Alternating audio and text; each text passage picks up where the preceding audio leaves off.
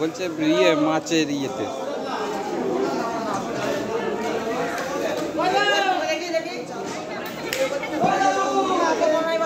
আমার চ্যানেলটা ডিলিট হয়ে গেছে।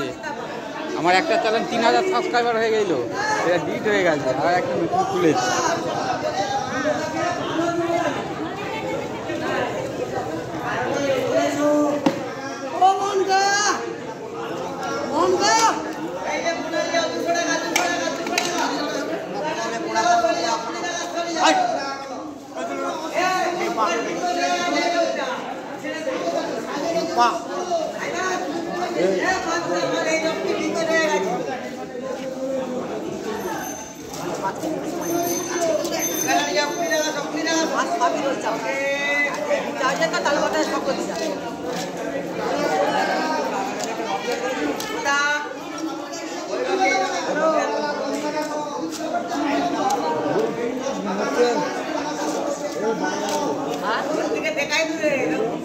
हाँ, कितना बड़ा बड़ा मछली है, देख सकते हो फ्रेंड्स। हाय फ्रेंड्स, कितना ताज़ा, कितना बड़ा बड़ा मछली है, बिल्कुल ताज़ा जिंदा मछली है,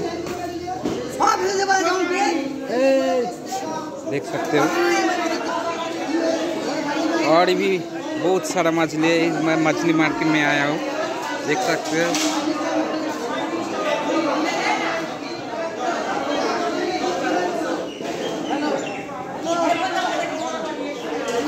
इधर मछली मार्केट है, इधर सब्जी मार्केट है।